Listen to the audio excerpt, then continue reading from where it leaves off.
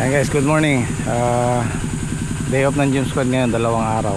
So, meron pa rin tayong tatrabaho ngayon, yung nag-aararo nasa Talong, saka si Dake, si Dondon, saka yung nagagambol 2, 4, 6, bali 8 po sila ngayon.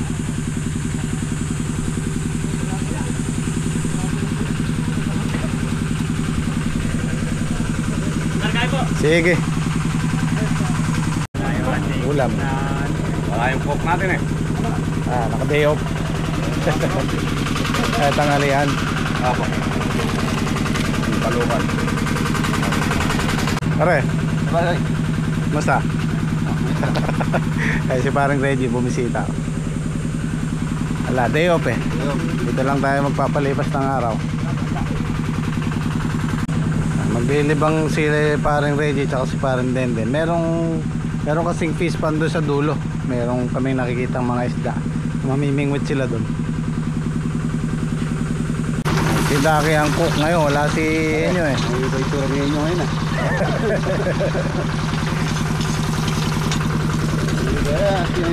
Siya inyo. Dinagdagan ni parang Reggie yung manok. 2 buong manok.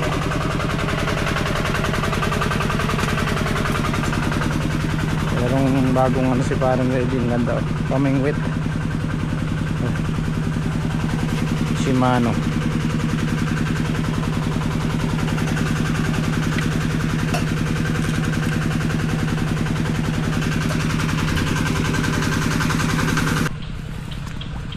Dapat pitas namin ngayon dito sa Mistisa pang 12 harvest, kaya lang maliliit pa sila, alanganin. So sasabay natin sa pitas ni Saldi para makuha pa nilang lumaki.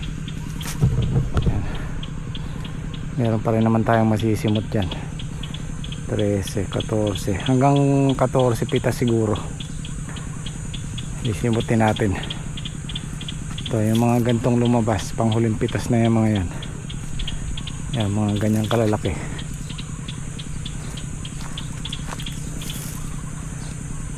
So makukuha, ito yung huling hihintayin natin, pang 14.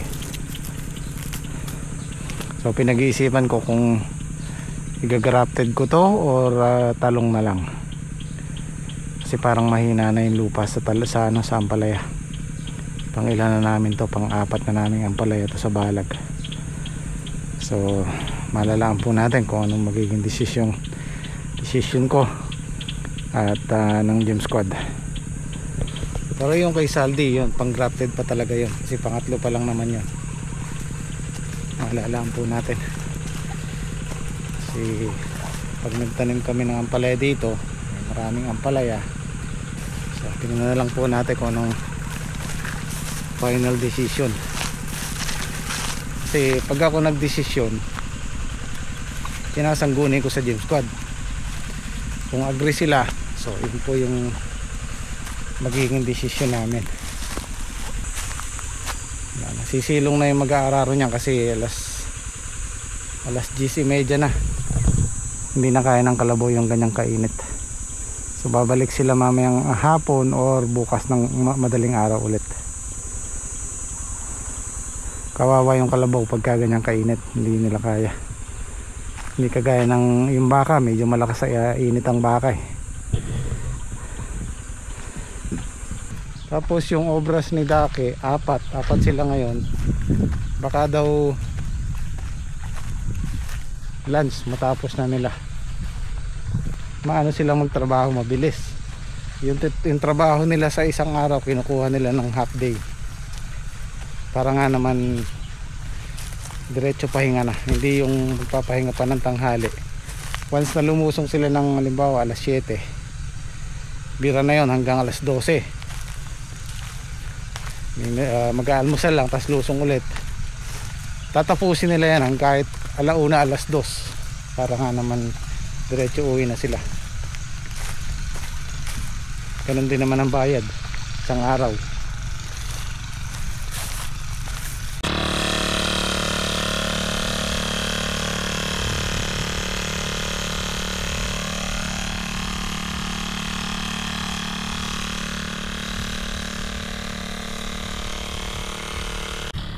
silang white rice.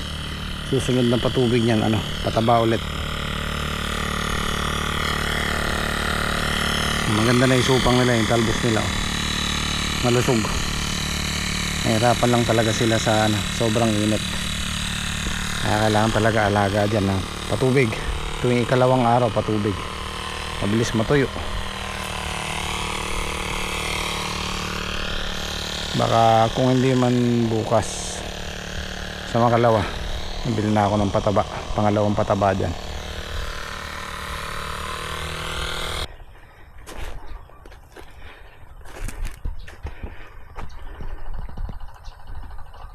Papataba si Saldi. Nakaluto na si Daki. Oh, dami. Ang problema, umuwi na yung nag-aararo. Hindi daw dito manananghalian kasi busog pa sila. So, marami tayong ulam. Ayan tayo, bandang huli. Yung ulam namin, 2 manok, 4 lang pala kami. Kalati tayo manok pare. Hindi na kumain yung ano, mga busog sa tubig.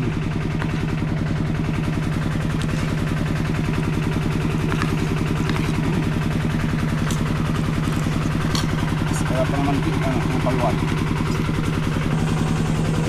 Ay, tutulin ko na to para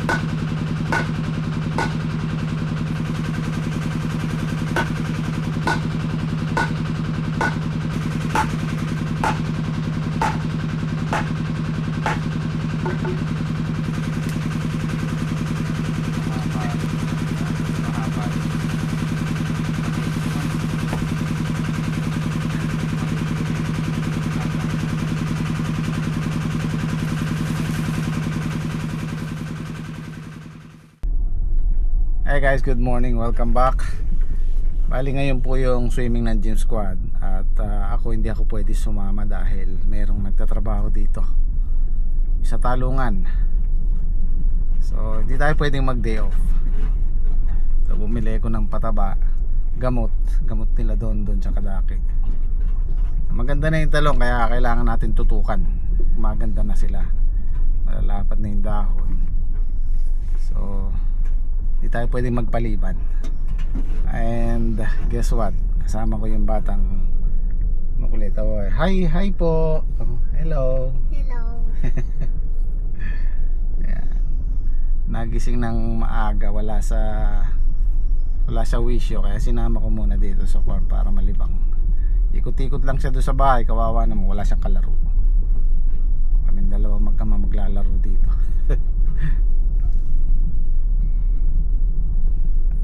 Okay.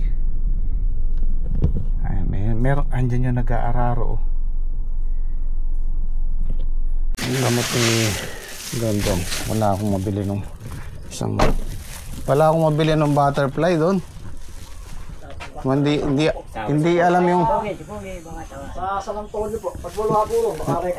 hindi alam dito eh. Ay, hindi po nila alam. Oo. Ito kay Daki. Meron din gamot si Daki dyan. Ano din kanya? Solomon. Diyan na lang siguro. Ano lang?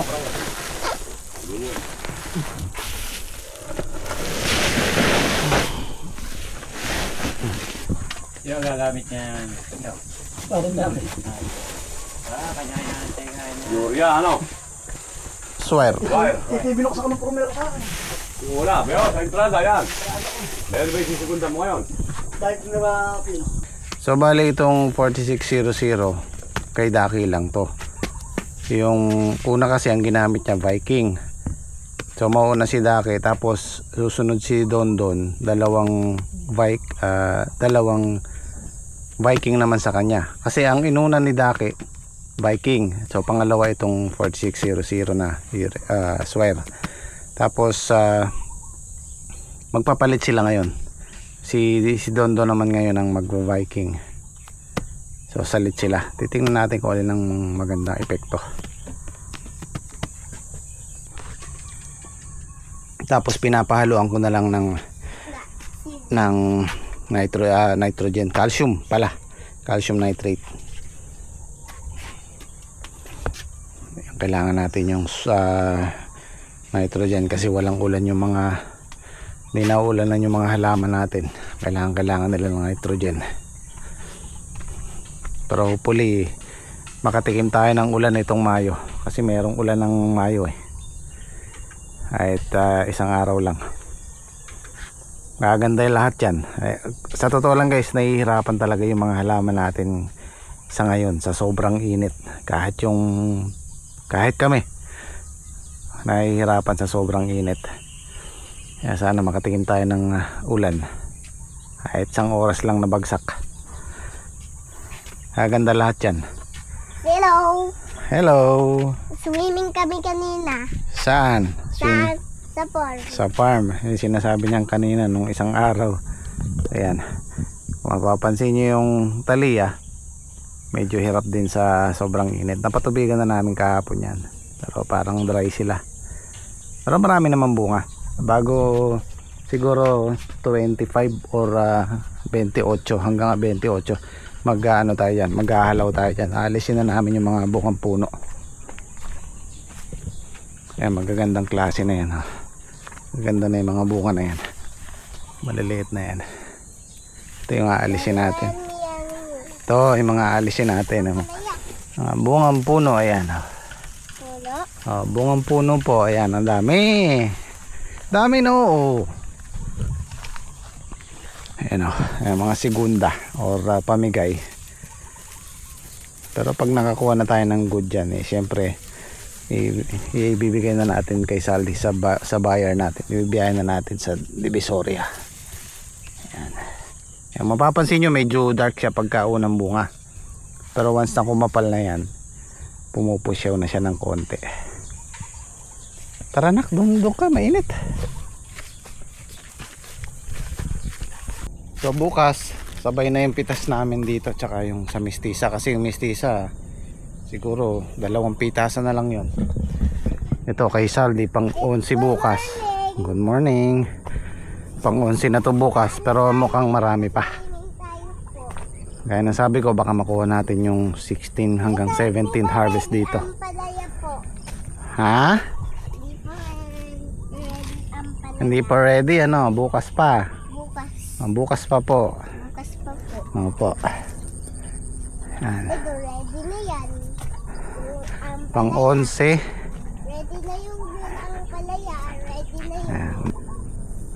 Pang 13. Pang 12. Binilang yan. Ayan. Magkakasunod po yan. Kaya hanggang 17 siguro. 17 harvest. Maganda yung ano ng Thalia natin. Ayan. Ayan talaga, ang mahirap sugpuin yung manunusok. Meron at meron pa rin. Pero nababawasan naman natin. Chicken!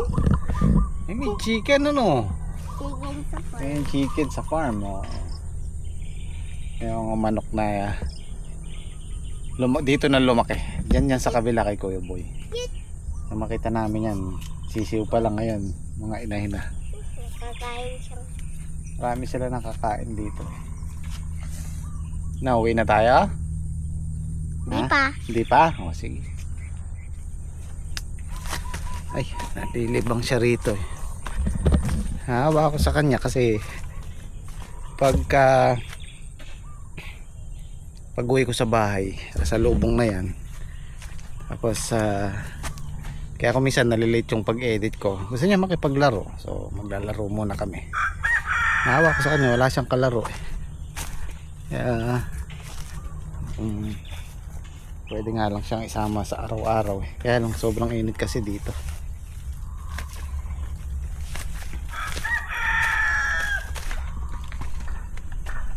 Yung sinundan nito, ilang taon na?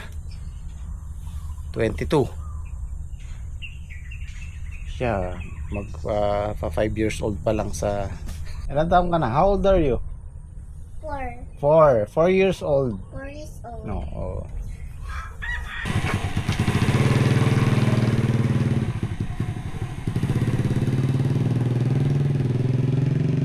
Wala siyang sinela. Wala siyang tsinela si Kuya Daki, no? Ayan, magpapataba na si Daki. Sinakay niya ng motor kasi malayo pag binuhat siya. Pag nilakad mo yan, nasa siguro 400 meters. Halos halos kalahating kilometro. Eh kung buhat-buhat mo to, mabigat nga naman. Mali nga pala ako, dapat doon ko binaba sa kabila. Ay, may single naman, kaya naman yung iisakay. Duduyan ka? O, duduyan ka, o.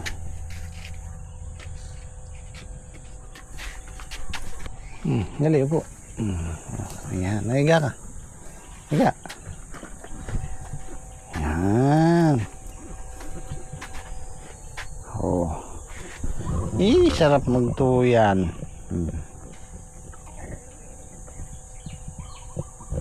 Nagkakalag na ako ng pantali natin sa balag, oh. Sa balabo? Sa balag yan, gagamitin natin sa balag. Balag. Balag ng ampalaya. Nauwi na tayo. Hindi pa. Hindi pa. Mainit. Mamaya pa. Opo, mainit. Mama. Mainit pa sa bahay. Mainit sa bahay, ano? Opo. Sige, mamaya na tayo inuwi. Sarap sa farm, ano? Mami, uwi na tayo. Mamaya uwi na tayo. Namimiss mo na si Magtapos Mami. yan. Namimiss mo na si Mami. Hmm.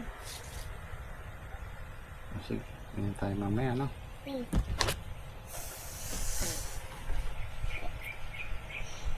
Tapos hindi ka ba alis sa farm? Hindi ka alis sa farm ulit? Aalis ako. Ulit? Opo, ay hatid lang kita. Sige.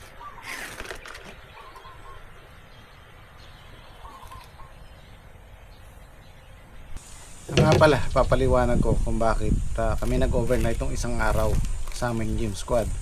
Nagpatubig po kami dito, nagpatubig sila dito hanggang alas 2. Kasi tinapos nila yung kailangan nilang tapusin yung trabaho. So natapos naman nila hanggang umaga. Tapos yun, kinabukasan, tapos hanggang 2 days binigyan ko sila ng day off para naman makapag-relax ang gym squad kasi pagod din naman po sila. Kaya pinagbigyan ko na sila ng 2 araw. Sa ngayon naman kasi kailangan ko lang lumusong dahil merong nag-aararo dito, kailangan ng pataba ni Dondon at kailangan ng gamot ni Daki. O baligtad, si Daki ang may kailangan ng pataba, si Dondon ang kailangan ng gamot. So mag-i-spray sila. So kailangan natin lumusong dito. At bigay na po natin sa gym squad yung deserve nilang pahinga. Dahil pagkatapos po nung 2 days nilang day off na yon, balik tayo sa trabaho.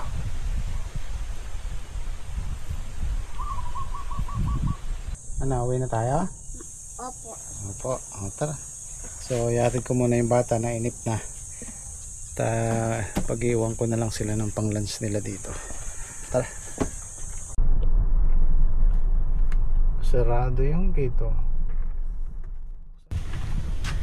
Okay, balik tayo sa farm. Natapos na yung nag-aararo sa talungan.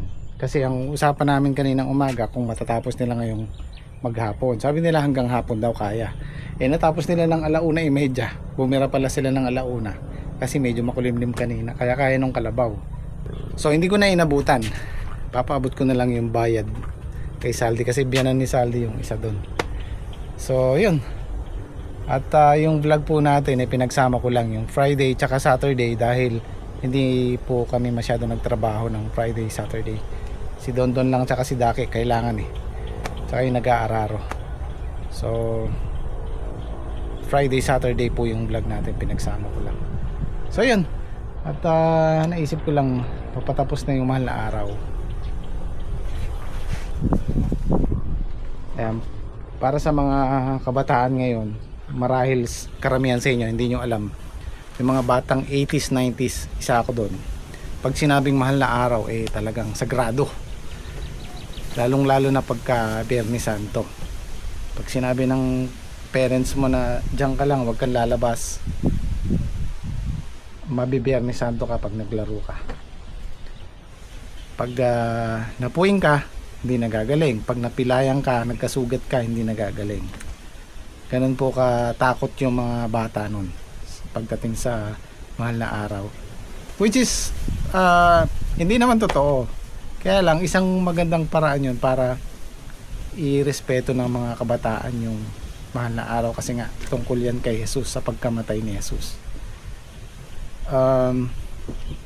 Nakakalungkot lang kasi iba na ngayon, magkaiba na ngayon. Kasi kahapon Biyernes Santo, marami akong narinig na nagbibidyoke. Dati bago pumasok ang mahal na araw, ang maririnig mo sa buong baryo, sa buong bayan, yung nagbabasa ng pasyon sa simbahan, may speaker silang ganon. Buong baryo dinig na dinig yun, diba? Ramdam na ramdam mo talaga yung mahal na araw nun. So hindi naman natin makokontrol nasa ano na tayo ngayon, 2025. Kaya nakakalungkot yung pagbabago, diba? So it is what it is. So siguro tapusin ko na muna yung vlog natin ngayon. Bukas tayo babalik sa trabaho talaga, dahil sabay yung pitas, yung taliyo tsaka mestiza. At meron akong inaasahang bisita bukas, mga dati kong kasama. Gusto ko silang ipakilala sa inyo dahil kasama ko sila nung nag-start ako mag-vlog.